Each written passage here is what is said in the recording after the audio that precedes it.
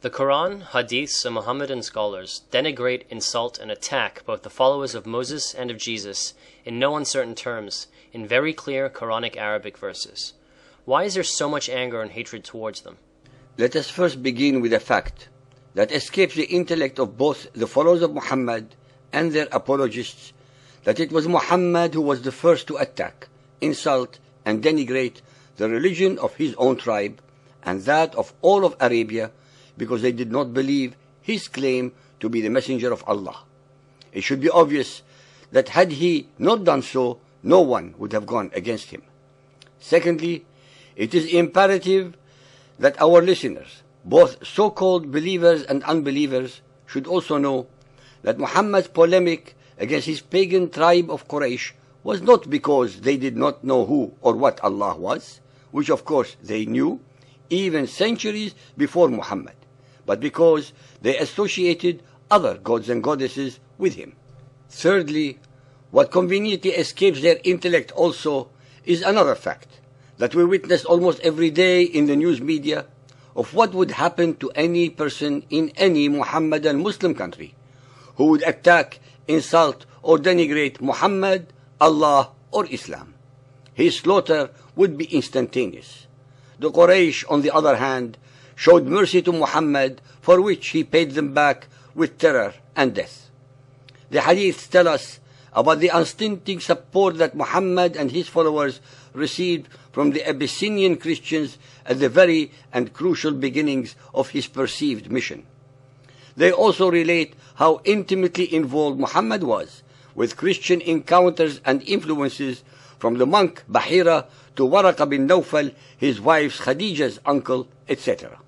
Nonetheless, his assumed monotheism made him rebel against the Christians for believing that Jesus is the Son of God, as well as refusing to believe his claims for prophethood. He paid them back with slaughter, subjugation, and humiliation.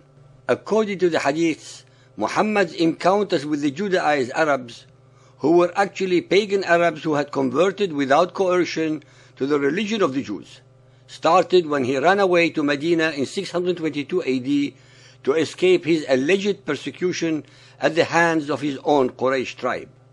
Up to this point, his Meccan revelations regaled his listeners with Allah's support, succor, and promise to the Israelites, their revealed Torah to Moses, and with perverted stories about Adam, Abraham, Isaac, Jacob, Joseph, Noah, King David, and Solomon, etc., etc., none of which were aggressive or derogatory.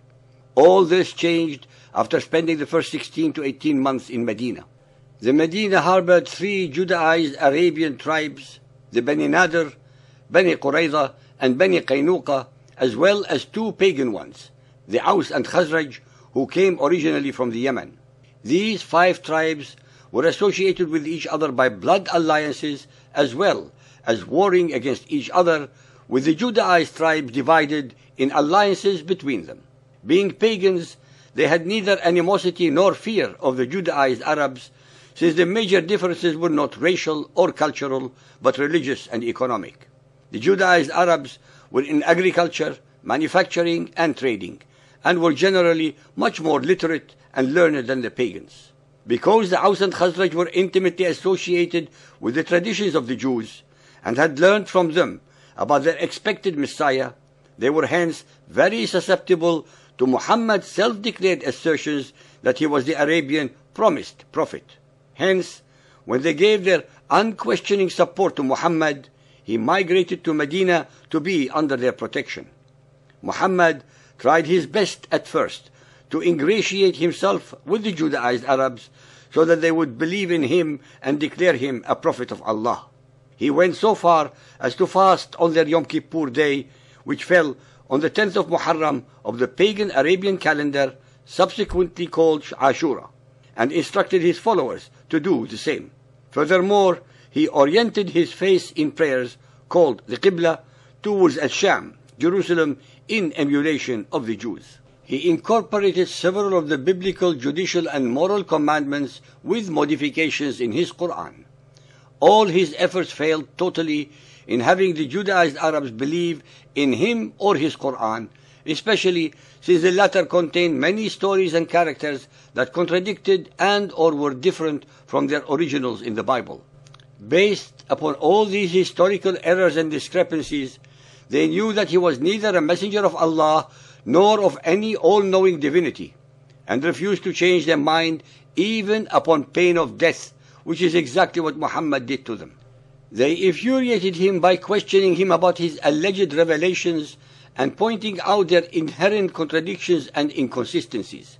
Several of their poets were disgusted and alarmed at his ambush of the Quraysh caravan at Badr, and the slaughter and the mutilation of the bodies of many of their leaders. They recited poems against him and his deeds. He had them assassinated by ambush and deception, although they were never a threat to him physically, but only morally. His rage at their justified refusal was similar to that of a jilted lover that required revenge. He did so both in the verses of his Quran and in the subsequent physical slaughter, forced conversion, and or subjugation and enslavement of all the Judaized tribes of the Hijaz. I must remind our listeners as many times as needed, and contrary to what the followers of Muhammad want you to believe, that the so-called Jewish and Christian tribes of Arabia were not, I repeat, were not foreigners in Arabia. They were, in fact, aboriginal native Arabians who had converted without terror or coercion from paganism to the religions of the Jews and Christians. They were Arabs in language, culture, dress, behavior, names, and affiliations. They were only different in their religions. It was Muhammad who initiated the process of alienating and destroying the cohesion of the tribal affiliations and loyalties by dividing humanity into two camps, that of the believers and that of the unbelievers. It was Muhammad who pitted sons against fathers, brothers against sisters, clans against clans, and Arabian tribes against Arabian tribes, finally ending with the current state of affairs whereby Muhammadan Muslims are against 80% of humanity. Ibn Ishaq in his Sirat Rasulullah, page 204, reports, when the people came together to plight their faith to the Apostle, Al-Abbas al-Ansari pointed out, O men of Khazraj, do you realize to what you are committing yourselves in pledging your support to this man? It is to war against all and sundry. The above hadith is remarkable because it shows that even 1400 years ago, among the most ignorant and uneducated people, there were some who realized the enormity of the future consequences of following Muhammad's dictates. Tabari 8.130. The messenger said, two religions cannot coexist in the Arabian Peninsula. Umar investigated the matter, then sent to the Jews saying, Allah has given permission for you to be expelled. Pursuant these instructions, the Arabian followers of Muhammad unto this day consider the Arabian Peninsula a sacred land not to be polluted by any and all other religions, which are not allowed to practice their faith under any circumstances unless they do it in private and in specially enclosed areas. So much for the alleged tolerant and peaceful characteristics of Muhammadan Islam that they repeatedly ram down our throat in spite of facts and reality. Muhammadan Islam is intolerant, racist, discriminatory, immoral, and unjust, and no one can dispute these assertions based entirely upon their books, facts, and reality.